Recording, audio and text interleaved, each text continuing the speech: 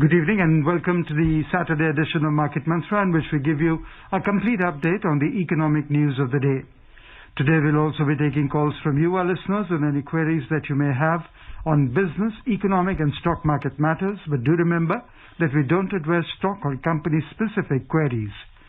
The numbers to call us on are 23314444, 23717106 or 23717117.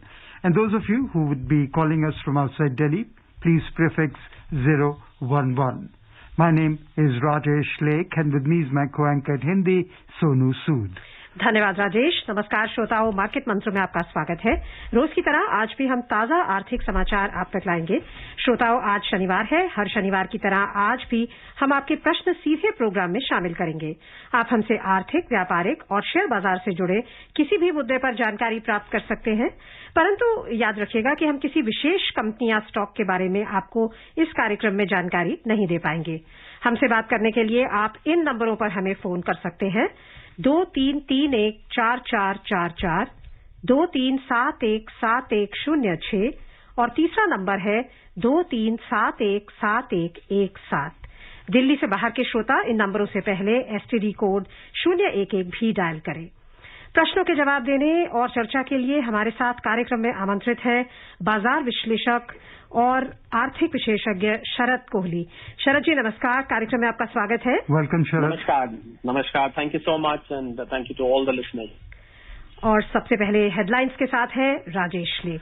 Sensex plunges 3.5% in the week, ended yesterday in sync with losses in the global stocks. Sensex declines to 49,100. Nifty index finishes at 14,529. Rupee logged 82 paisa, a weekly fall against the US dollar. And US equity indices extend losses yesterday amid rise in bond yields and inflation. वैश्विक बाजारों में गिरावट के अनुरूप कल समाप्त सप्ताह के दौरान सेंसेक्स 3.5% लुढ़क गया। सेंसेक्स गिरकर 49,100 पर और निफ्टी 14,529 पर हुए बंद। रुपए में आई डॉलर के मुकाबले 82 पैसे की साप्ताहिक गिरावट और बॉन्ड पर ब्याज में वृद्धि और मुद्रास्फीति बढ़ने के डरों के बीच अमेरिका में शेयर बाजारों में गिरावट का सिलसिला कल भी जारी रहा।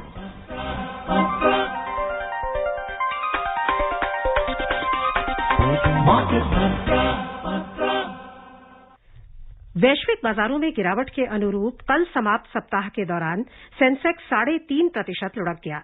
वैश्विक बाजारों में पिछले 9 महीने की सबसे बड़ी अंतर्दिवसीय प्रतिशत गिरावट दर्ज हुई। अमेरिका में सरकारी बॉन्ड पर ब्याज यानी यील्ड में तीव्र वृद्धि के बाद निवेशकों ने शेयर बाजार, कमोडिटी बाजार और बॉन्ड बाजार में मुनाफा वसूली की। विश्व भर में कोरोना वायरस के मामले बढ़ने से भी निवेशकों की जोखिम उठाने की प्रवृत्ति कम हो गई। सप्ताह के दौरान बीएसई सेंसेक्स कुल 3.52% की मंदी से 1,790 अंक कम होकर 49,100 पर बंद हुआ। नेशनल स्टॉक एक्सचेंज का निफ्टी इसी दौरान 3.02% कम होकर 453 अंक टूटकर 14,529 पर बंद हुआ। व्यापक बाजार की बात करें तो यहां प्रदर्शन सेंसेक्स के मुकाबले बेहतर रहा। बीएसई मिड कैप सूचकांक 0.28% की मामूली गिरावट में रहा। बीएसई स्मॉल कैप सूचकांक में 1.47% की बढ़त दर्ज हुई। We have a first caller online with us, SL Gupta from Delhi. We welcome you. Please go ahead and ask your question. Hello ji, सवाल पूछिए। सर, एसएल गुप्ता दिल्ली से बोल रहा हूँ। सवाल पूछिए साहब। कैपिटल गेन से रिलेटेड मेरे 2 सवाल हैं। एक तो अभी रिसेंटली बजट में डिविडेंड से रिलेटेड है पहला क्वेश्चन। अभी रिसेंटली बजट में डिविडेंड से रिलेटेड एडवांस टैक्स की कुछ डिक्लेरेशन करी थी, वो मैं समझ नहीं पाया कि क्लियर क्या है क्या नहीं, जरा एक तो वो बताएं। और दूसरे जो एसेट क्लास होती हैं, इक्विटीज होती हैं, प्रॉपर्टी होल्ड हो, 3 तरीके की मेजर होती हैं, तो इनमें जो कैपिटल गेन होता है क्या हम क्रॉस एसेट इन्वेस्ट करके उसका इनकम टैक्स का बेनिफिट ले सकते हैं? गुप्ता जी पहले तो नमस्कार। और आपने जो डिविडेंड का सवाल पूछा है, डिविडेंड की अभी बजट में रिलेटेड जो अमेंडमेंट हुई, हम आपको संक्षिप्त में बता देते हैं कि अब जो नया प्रावधान लाया गया है उसके अंतर्गत डिविडेंड एक्रूवल बेसिस पे नहीं, जब तक कंपनी उसको डिक्लेयर और डिस्पर्स नहीं करेगी तब तक के लिए वो डिविडेंड आपकी टैक्सेबल इनकम में नहीं जुड़ेगा। पहले ऐसा होता था कि आपको ड्यू बेसिस पे उसको लेना पड़ता था। अब कंपनी जब तक उसको अनाउंस करके डिस्पर्स नहीं करेगी तब तक आपको वो डिविडेंड टैक्सेबल इनकम में लेने की जरूरत नहीं है। दूसरा, आपने पूछा कि इक्विटी, प्रॉपर्टी और गोल्ड इन एसेट क्लासेस में अलग अलग आप एक दूसरे के अगेंस्ट उसको ऑफसेट कर सकते हैं कि नहीं कर सकते। देखिए, जो कैटेगरी होती है वो लॉन्ग टर्म और शॉर्ट टर्म के बेसिस पे होती है, वो एसेट क्लासेस के बेसिस पे नहीं होती है। तो आप ये ध्यान रखें कि जो श्रेणी है कैपिटल गेन की, वो श्रेणी आप लॉन्ग टर्म और कैपिटल शॉर्ट टर्म, अब long term short term capital gain का क्राइटेरिया सब में अलग अलग है। प्रॉपर्टी में अलग है, आपको पता होगा इक्विटी में 1 साल है, प्रॉपर्टी और गोल्ड में भी 3 साल है। तो आपको एसेट क्लासेस में जब आप लॉन्ग टर्म और शॉर्ट टर्म डिटर्मिन कर ले तो आप long term short term capital gain के ऑफसेट के जो तरीके हैं वो भिन्न भिन्न है। मैं अभी उसका पूरा व्याख्यान करूं तो उसमें बहुत लंबा समय बीत जाएगा और भी कॉलर्स होंगे, पर मैंने आपको ब्रॉडली बता दिया कि एसेट क्लास की वजह से बजाय आप लॉन्ग टर्म शॉर्ट टर्म लेके चले, जो इनकम टैक्स के लॉस है उस पर वो आधारित। अगले कॉलर है दिल्ली से सतीश हमारे साथ। सतीश जी, आपका स्वागत है, सवाल पूछें। हाँ जी, नमस्कार जी मैडम। नमस्कार। मैं शरद जी से पूछना चाहता हूँ, शरद जी जैसे जब ब्रिटेन जब यूरोपियन यूनियन का पार्ट था तब भी उसने ना यूरो को नहीं अपनाया था, तो सर क्या वजह थी कि उसने उसका यूरोपियन यूनियन का पार्ट होते हुए भी अपनी करेंसी पाउंड को ही जारी रखा, उसने यूरो को नहीं अपनाया था? क्या उसको पहले से पता था कि वो ब्रेक्जिट करेगा, वो यूरोपियन यूनियन से एग्जिट करेगा ब्रिटेन? और एक सवाल और है कि जैसे पाकिस्तान ने जो ये बासमती राइस का जो जीआई टैग के लिए केस किया हुआ यूरोपियन यूनियन में, अब ये इसने जो पिंक साल्ट के लिए भी किया यूरोपियन यूनियन में ही केस किया, क्या करा, ये भी बताइएगा सर। धन्यवाद। पहला सवाल आपने पूछा सतीश जी कि ब्रिटेन को क्या पहले से पता था वो ब्रेक्सिट करेगा? जी नहीं, ऐसा नहीं है। ब्रेक्सिट की चर्चा अभी हाल में कुछ वर्षों पहले शुरू हुई थी और यूरोपियन यूनियन को बने हुए तो बहुत साल हो गए। जो यूरोपियन यूनियन, जब यूरोपियन संघ बना था जिसको हम कहते हैं, तो उसमें कुछ देशों में यूरोप के, उन्होंने पूरी तरह से जो यूरोपियन यूनियन की जो कंडीशंस है उनको स्वीकार नहीं किया था। मैं एक और उदाहरण आपको देता हूं, जैसे स्विट्जरलैंड है। तो स्विट्जरलैंड में आपको जब यूरोपियन यूनियन में होने के बाद आज भी वहां पर स्विस फ्रैंक चलता है, वहां पर यूरो नहीं चलता है। तो कुछ देशों ने करेंसी का विलय, करेंसी का जो समागम है वो स्वीकार नहीं किया था, परंतु वो यूरोपियन यूनियन की जो बाकी ट्रीटी थी, जो बाकी एग्रीमेंट थे, वो वहां बने हुए थे। आपने पाकिस्तानी भारतीय बासमती राइस का पूछा है। यह भारतीय बासमती राइस को लेके जो जीआई टैग है उसके बारे में काफी चर्चा चल रही है, क्योंकि ये चावल जो है ये पाकिस्तान में भी उगाया जाता है, पंजाब प्रोविंस में, और भारत में भी पंजाब प्रोविंस है। पहले तो आजादी से पहले दोनों देश एक ही थे, तो उसकी भी बासमती की जो क्वालिटी है भारत के आसपास है। तो मुझे लग रहा है यूरोपियन यूनियन में काफी इसमें कश्मकश चल रहा है और अभी इस पे पूरी तरह से फैसला नहीं आया है कि क्या जीआई टैग किसको दिया जाए। पर उम्मीद है कि क्योंकि भारत में पैदावार ज्यादा होती है, भारत की क्वांटिटी ज्यादा है, भारत ने पहले अप्लाई किया था, हमें उम्मीद है कि भारत इसमें केस को अल्टीमेटली जो है प्रिवेल करेगा। From Delhi, we are joined in by Harjinder Singh. We welcome you. Please ask a question. Hello ji, सवाल पूछिए अपना। सर, मेरा नाम हरजिंदर सिंह है, मैं दिल्ली में रहता हूँ सर। हाँ जी जी, अपना सवाल पूछे। सवाल ये है जी, हाँ, मेरी ईएमआई कटनी थी 5,821 की होम क्रेडिट में, और वो मैंने ट्रांजेक्शन करी। हाँ जी, वही सवाल ही कर रहा हूँ जी। और वो ट्रांजेक्शन हुई मेरी 8 तारीख को, लेकिन क्या है कि अकाउंट से मेरे पैसे कट गए और फोन पे में चले गए हैं, और जहां पहुंचने चाहिए थे वहां नहीं पहुंचे हैं। और अब मैं बैंक में जाके पता करता हूं तो वो कहते हैं कि आपके पैसे कट गए हैं, बाकी रिटर्न नहीं आए। और फोन पे में अगर मैंने कस्टमर केयर से बात करता हूं तो कस्टमर केयर नंबर है नहीं इनका। हरजिंदर जी, कई बार मैं समझ गया आपका सवाल। कई बार ऐसा होता है कि जब आप डिजिटली पेमेंट ऑटो डिडक्ट में होती है, ऑटो डेबिट जिसको हम कहते हैं, तो कई दफे जो पूरी डिजिटल प्रणाली है क्योंकि टेक्नोलॉजी से चलती है, कई दफे उसमें वो क्रेडिट नहीं रिफ्लेक्ट करता है, क्रेडिट दिखता नहीं है। तो आप इसमें 2 तरीके हैं, या तो आप थोड़ा इंतजार कर सकते हैं क्योंकि कई बार वो क्रेडिट देर से दिखाई देता है। दूसरा मैं आपको सलाह दूंगा कि आप फोन पे का अगर इंटरनेट पे जाएंगे तो फोन पे का आपको हेल्प सेंटर और आपको हेल्पलाइन भी मिलेगी। आप वहां पर उनको संपर्क करें, अपनी ट्रांजैक्शन आईडी उनको दें, वो आपको उस पेमेंट को ट्रैक कर लेंगे। वो ट्रैक कहीं पेमेंट आपकी कोई लेके नहीं गया है। डिजिटल और इलेक्ट्रॉनिक सिस्टम में कई बार पेमेंट क्रेडिट होने में देर लगता है, वो बीच में पेमेंट हैंग हो जाती है और वो जहां पर पहुंचनी थी वहां पर देर में पहुंचती है या कई दफे अटक जाती है। तो मैं आपको सलाह दूंगा आप उनके कस्टमर केयर पे फोन पे के आप ऑनलाइन जाए, ऑनलाइन जाके आप अपनी कंप्लेंट रजिस्टर कराएं, उनको एक ईमेल भेजें। अगर फोन नंबर भी आपको वहां उपलब्ध होता है तो आप उस फोन पे भी संपर्क करें। मुझे पूरी उम्मीद है आपकी समस्या का समाधान हो जाए। Sharath, he can also get in touch with the bank whether the payment or the installment has been credited. No, I think from what I could understand, Rajesh, is that his payment in the bank, I don't know if it has been debited from the bank or it has been credited. I don't know. I mean, because he was talking of phone pay. So you normally use phone pay when you're using that medium to probably make the payment. So I am not clear if he's talking about, if you could hear, you could probably tell me what was the bank problem? No, he's not online with us anymore, but this is what I'm feeling. He can contact either party and find out whether... बिल्कुल आप bank से भी, अगर bank आपकी मदद कर देता है जैसे राजेश बता रहे हैं तो बहुत अच्छी बात है, पर मुझे पूरी उम्मीद है बिकॉज फोन पे में जाके कहीं पर मुझे लग रहा है it's a digital hang up which has happened. अगले कॉलर है कोलकाता से मुख्तार जी, आपका स्वागत है, सवाल पूछिए। हाँ, गुड इवनिंग टू ऑल। मैं जरा हमको ये बताइए कि मार्केट किस तरफ जा रहा है, नीचे आ रहा है ना ऊपर जा रहा है, कौन सा सेक्टर में इन्वेस्ट करने से अभी अच्छा रहेगा नया सिरे से, और गोल्ड का प्राइस कितना है, कैसा नीचे जाएगा ना ऊपर है? अच्छा, थैंक यू। मुख्तार भाई, आपका अंग्रेजी में हम बोलते हैं $1 बिलियन क्वेश्चन है कि मार्केट कहाँ जाएगा। जो भी व्यक्ति दुनिया में, भारत में नहीं दुनिया में, अगर मार्केट को फोरकास्ट कर दे, मैं समझता हूँ वो दुनिया का सबसे वेल्दी आदमी बन सकता है। बट एनीवे, क्योंकि आपने एक एक्सपर्ट से पूछा है तो हमारा फर्ज बनता है आपका जवाब देने का। देखिए, मार्केट बहुत वॉलेटाइल है मुख्तार भाई इस टाइम, और मार्केट आपने देखा कि लगातार मार्च से निरंतर ऊपर चढ़ता रहा और आज 15,000 के ऊपर टच करके मार्केट ने कल एकदम गोथा लगाया।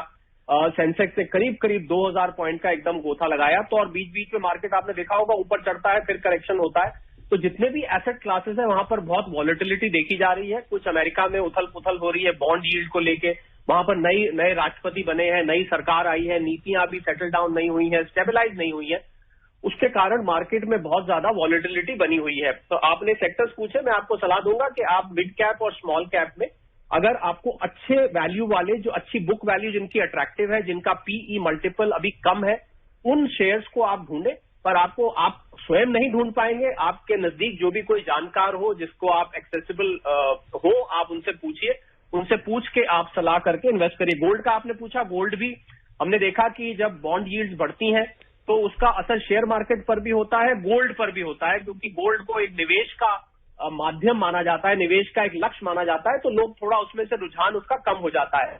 अमेरिका की जो कमोडिटी मार्केट है वहां पर गोल्ड में भी दबाव दिखाई दिया, पर गोल्ड मैं अभी भी मानता हूं कि गोल्ड क्योंकि बहुत लिमिटेड मात्रा में दुनिया में उपलब्ध है और गोल्ड निवेश के लिए बहुत पुरानी एक आइटम रहा है, तो मुझे लगता है कि लंबी अवधि की अगर आप बात करें तो गोल्ड अच्छे रिटर्न दे सकता है। अपना कुछ न, हमारी हमेशा निवेशकों को ये सलाह रहती है कि आप अपने कुल निवेश पोर्टफोलियो का कम से कम 10 से 15% आप गोल्ड में, जब गोल्ड नीचे जाता है आप उसको थोड़ा थोड़ा करके खरीद के ले सकते हैं। आप गोल्ड बॉन्ड्स ले सकते हैं, अन्य फॉर्म में भी गोल्ड आता है, आप उसको लेकर अपने पास रख सकते हैं, आपको लंबी अवधि में उसका फायदा होगा। Sharath, the National Statistical Office yesterday said that India's gross domestic product returned to growth of 0.4%. Yeah. So is this a reflection of further strengthening of V-shaped recovery? Yes, I think from 24% in the first quarter, then down to 7.5% in the second quarter. 0.4%, that was both minus, and now we are into plus. So this is clearly a sign of recovery. It's a massive recovery. If you see from minus 24 to plus 0.4, and in fact, in the fourth quarter of this financial year, Rajesh, I'm expecting even better rise, although the overall negative GDP in this year has been forecasted at around 8%, which I pretty much agree. It may be slightly better than that. But next year, Rajesh, is very, very promising. I mean, I'm very bullish on Indian market as far as the GDP is concerned. I'm anticipating a growth of anything between 8 to 11% in the next, which is financial year 21-22. which is clearly, I mean, if you compare it from the year 2021, I mean, if you draw it on a curve, you will clearly start seeing a V. So therefore, I agree with what you're saying. अगले collar है मुंबई से रत्नाकर, आपका स्वागत है, सवाल पूछिए। Hello, good evening sir. मेरा सवाल है कि अभी ऑयल कंपनी के शेयर्स और आईटी शेयर्स में कैसा आगे का फ्यूचर देख सकते हैं, क्योंकि अभी ऑयल के भी दाम ऑल ओवर वर्ल्ड में बढ़ रहे हैं, तो ऑयल कंपनी के शेयर्स कैसे रहेंगे? देखिए, ऑयल कंपनी के, आपने ऑयल सेक्टर की बात करी, आपकी बात बिल्कुल ठीक है कि अभी हाल में हमने पिछले कुछ हफ्तों में देखा कि ऑयल के शेयर, जितने भी ऑयल कंपनीज के शेयर्स थे, चाहे ऑयल मार्केटिंग कंपनीज थी, उसमें सरकारी कंपनियां भी थी, उनके शेयर्स लगातार उसमें बढ़ोतरी दिखाई दे रही। और आपने आईटी कंपनीज तो, आप जब से लॉकडाउन हुआ है, जब से कोरोना का लॉकडाउन मार्च में हुआ, आईटी कंपनीज बहुत डिमांड में थी, क्योंकि लोग वर्क फ्रॉम होम कर रहे थे, वर्क फ्रॉम एनीवेयर कर रहे थे, इंफॉर्मेशन टेक्नोलॉजी की ज्यादा से ज्यादा जरूरत पड़ रही थी, तो आईटी कंपनी में बहुत ग्रोथ हमने देखी, उसकी वजह से उनके शेयर्स ऊपर गए हैं। आने वाले समय में आईटी कंपनी का भविष्य तो मैं अभी भी बहुत उज्जवल देखता हूं, पर अगर आप ऑयल कंपनीज को बहुत लंबी अवधि में लें, क्योंकि दुनिया का रुझान अब इलेक्ट्रिक की तरफ हो रहा है, क्योंकि ऑयल की बहुत ज्यादा कंजम्पशन व्हीकल्स में होती है, गाड़ियां चलाने में होती है, गाड़ियों के आवागमन में होती है, तो मुझे लग रहा है जो जो दुनिया इलेक्ट्रिक व्हीकल की तरफ जाएगी, और जो जो आपने देखा जो ऑयल प्रोड्यूसिंग कंपनीज है, OPEC, oil producing and exporting countries है, उन्होंने ऑयल की, उनको जबरदस्ती ऑयल की प्रोडक्शन कम करनी पड़ती है प्राइस को रेगुलेट करने के लिए। तो बहुत लंबी अवधि के लिए मैं ऑयल के लिए बुलिश नहीं हूं, पर हाँ, short to medium term oil की कंपनीज आपको अच्छा रिटर्न दे सकती है। आईटी कंपनीज तो आप शॉर्ट टर्म में ले, मध्यम में ले या लंबी अवधि में ले, तीनों तरीके से आपको अच्छा रिटर्न मिलेगा। From Bhopal, we are joined in by Shankar. We welcome you, Shankar. Good evening, Kohli ji. So my question is about IT ETF or IT technology fund. Which would be better, because technology fund has higher expenses and IT ETF has lesser expenses. So in your opinion, should a person go for longer term IT ETF or IT fund by mutual funds? Thank you. Shankar, although the questions related to mutual funds are taken on Sunday, but nevertheless, I'll answer your question.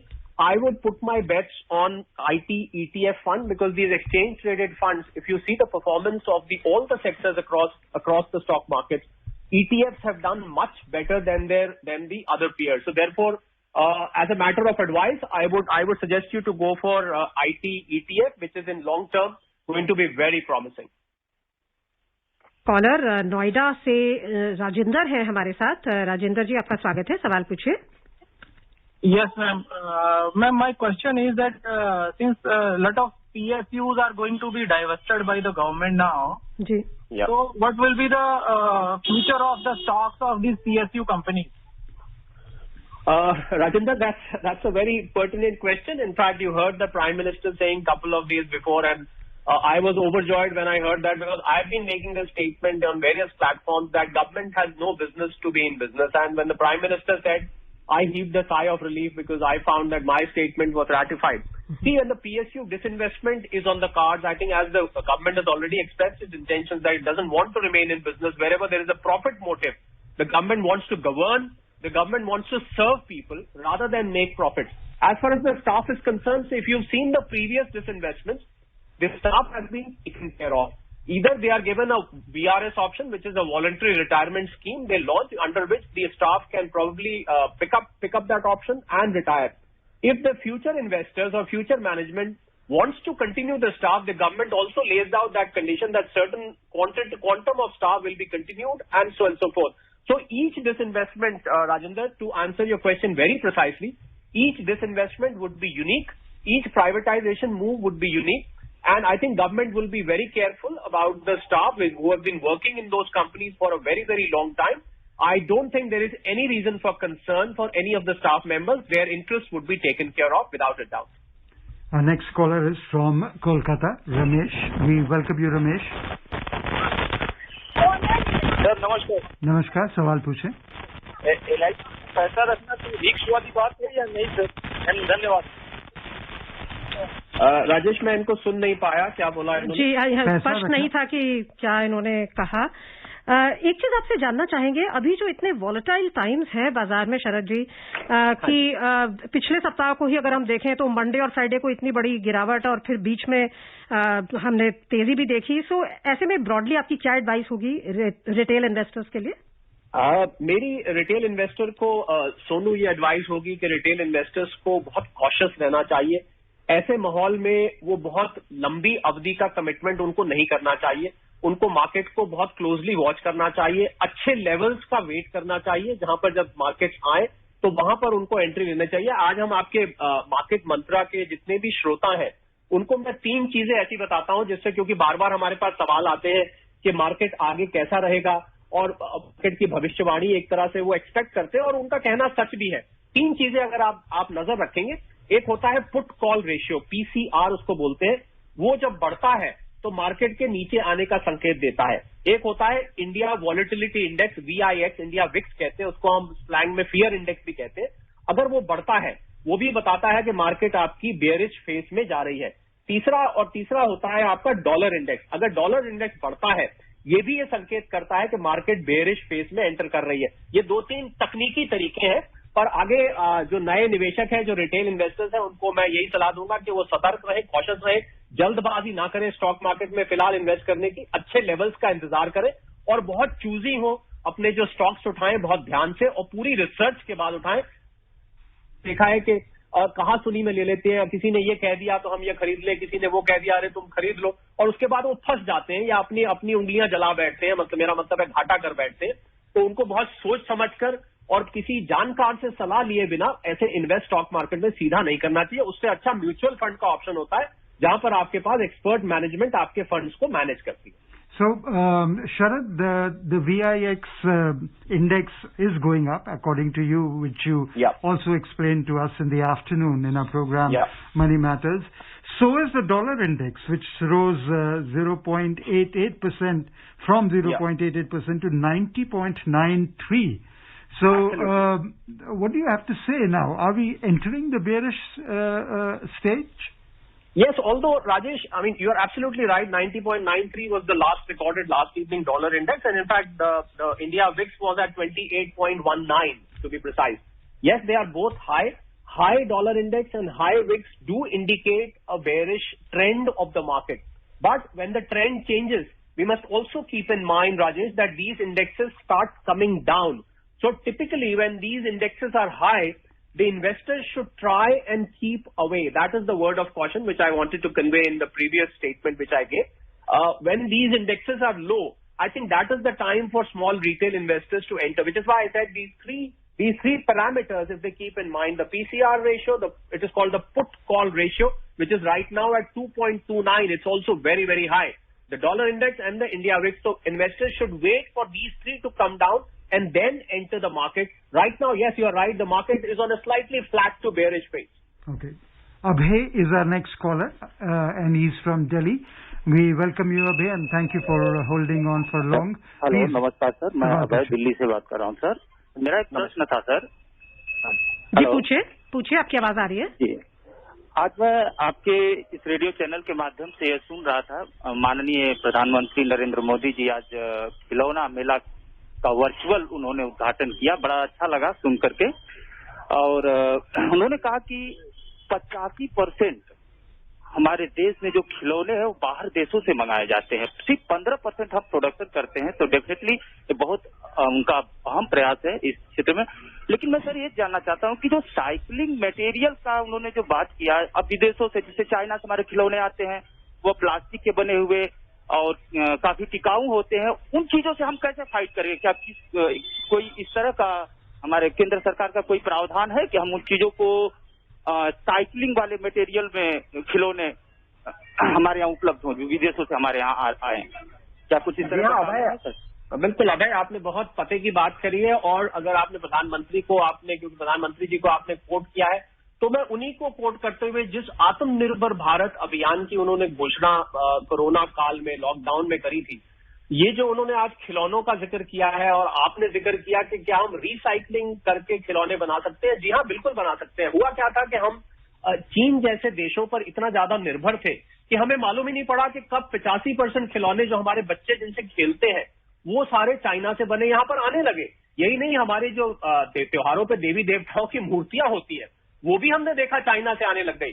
तो आत्मनिर्भर अभियान जो सरकार ने घोषणा करी है वो इसी की तरफ एक कदम है कि हम ऐसी चीजों में जिसके लिए हम बाहर पर बहुत ज्यादा निर्भर थे उसको हम भारत में बनाए। और खिलौने बनाना अभय जी भारत में कोई बहुत मुश्किल काम नहीं है। खिलौना कोई बहुत बड़ा, जब भारत रॉकेट बना सकता है, स्पेस का सामान बना सकता है अपने यहाँ, अगर भारत टैंक अपने यहाँ बना सकता है, हवाई जहाज, आपने देखा हिंदुस्तान एरोनॉटिक्स को ऑर्डर दिया गया तेजस एयरक्राफ्ट बनाने का, तो खिलौने तो मैं समझता हूँ बहुत ही छोटी और बहुत ही आसानी से बनाई जाने वाली चीज है। रिसाइकलिंग मटेरियल से बने और अच्छी बात है, वो एनवायरमेंट फ्रेंडली भी होगा। तो आप देखेंगे आने वाले 3 से 4 वर्ष में हमारे बच्चे भारतीय खिलौनों से खेलते दिखाई देंगे। आपको वो जो चीन से बने खिलौने थे, धीरे धीरे आपको उनकी गणना कम होती दिखाई देगी, तो आप निश्चिंत रहें। Moving on, the rupee in the business week ended yesterday weakened 82 paise to settle at 73 rupees and 47 paise against the US dollar. Yesterday, the rupee tumbled 105 paise, while the dollar index, which indicates the US dollar's strength against a basket of 6 other leading currencies, rose 0.88% to 90.93. Sharad, the rupee fell due to the plunge in the domestic equity markets and modest appreciation in the American currency. Going forward in the coming week, as you said a while back, the volatility will continue. So how do you see the rupee behaving? I think I would, because rupee and dollar are also one of the asset classes, Rajesh, that we consider. So therefore, the volatility in the currency market is also going to be there. In the long term, I'm anticipating, because India is an emerging market, we are anticipating a lot of funds coming into through FDI and through FII, that is the foreign institutional investors and foreign direct investment. So there is going to be, I'm anticipating a very constant flow of foreign exchange into the country. Okay. So therefore, rupee would stabilize. But however, the volatility may remain because time and again, once FII and FDI money comes in, and the market corrects, you will find withdrawals. And, if we keep in mind the proportion of FDI versus FII, most of the time we find FII quantum exceeds FDI. So therefore, you keep seeing, first of all, the rupee becomes strong, then suddenly it falls down. So therefore, volatility even in the rupee versus dollar is going to remain, unfortunately. Okay. Moving on, the Wall Street's main indices extended losses yesterday as fears of a potential rise in inflation kept U.S. bond yields around one-year high. On the other hand, tech stocks clawed back some losses. The Dow Jones Industrial Average plunged 1.5%, and the S&P 500 fell 0.5%. However, the Nasdaq Composite Index added 0.6%. Amit है गाजियाबाद से। अमित, जल्दी से सवाल पूछिए, समय बहुत ही कम है। हाँ मैम, अमित को मेरा क्वेश्चन ये है कि आई हैव रिसीव्ड ना 143 intimation from IT department and the subject line there is a demand and on checking it is, when I check it is showing ki like they have levied a tax on LTCG, long term capital gain. I have a long term capital gain of around rupees 35,000 on the selling the share. So but my understanding is ki up to 1 lakh there is no tax na. So I'm not sure why they have how they can जी quick response.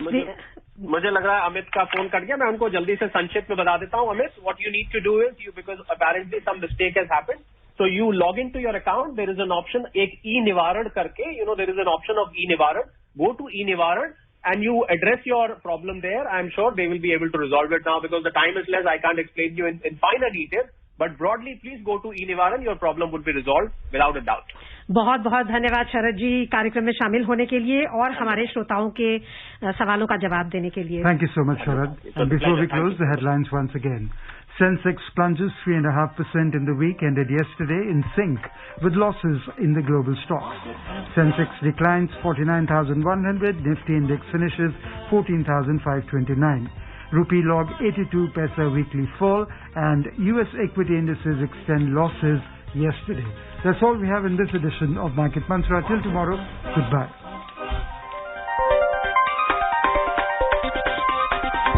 Market Mantra.